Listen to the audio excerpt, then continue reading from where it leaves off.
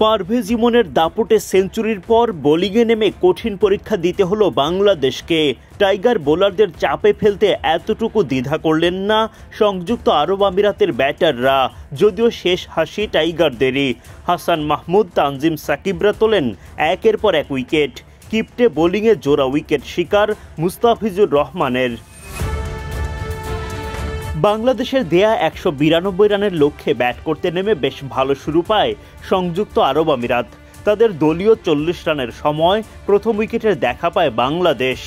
মোহাম্মদ জোহাইবকে ফেরান Hasan Mahmud. ১ run পরই আলিশান সারাফুর wicket তোলেন মুস্তাফিজুর রহমান। জোড়া উইকেট হারানোর পর অধিনায়ক মোহাম্মদ ওয়াসিম ও রাহুল চোপড়া দারুণ জুটি গড়ে তোলেন। তাদের জুটিতে দলীয় শতক পার করে ফেলে স্বাগতিকরা। চাপে পড়ে যায় বাংলাদেশ। ৫৪ রান করা ওয়াসিম ও ৩৫ রান করা রাহুল দুজনের উইকেটই তোলেন তানজিম সাকিব, যদিও মাথা ব্যথার কারণ হয়ে দাঁড়ান আসিফ খান।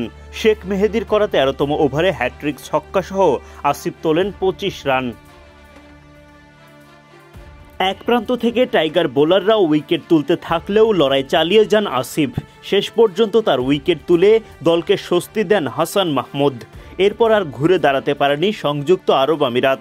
ম্যাচটা জিতে নেয় বাংলাদেশ।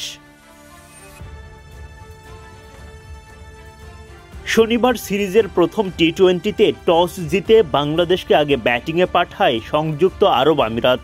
ইনিংস শুরু করতে নামেন তানজিদ তামিম ও পারভেজ ইমন। প্রথম ওভারেই ৪ ছক্কা হাঁকিয়ে মারকুটে শুরু তানজিদ তামিমের, কিন্তু পরের ওভারেই কুপকাত তিনি। মাথিউল্লাহর বলে উইকেট কিপার রাহুল চোপড়ার দুর্দান্ত ক্যাচে বিদায় ঘটে তামিমের।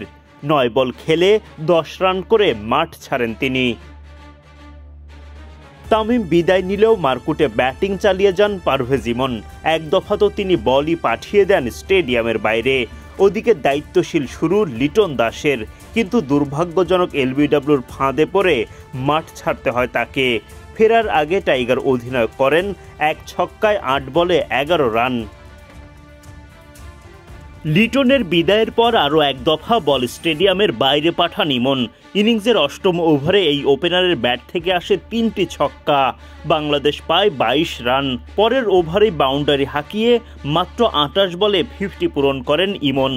অপর প্রান্ত থেকে তাওহিদ হৃদয়ও বাউন্ডারি আদায় করতে শুরু করেন। ১০ ওভার শেষ হওয়ার আগেই দলীয় শতক পার করে বাংলাদেশ। উইকেটে সেট হয়েও ১৫ বল খেলে ২০ রান করে বিদায় নেন হৃদয়। সহ অধিনায়ক শেখ মেহেদি উইকেটে এসে থিতু হওয়ার সুযোগও পাননি। ৫ বল খেলে ২ রান করে বিদায় নেন মেহেদি। সতীর্থরা বিদায় নিতে থাকলেও ব্যাট হাতে তাণ্ডব চালিয়ে যেতে থাকেন পারভেজ ইমন।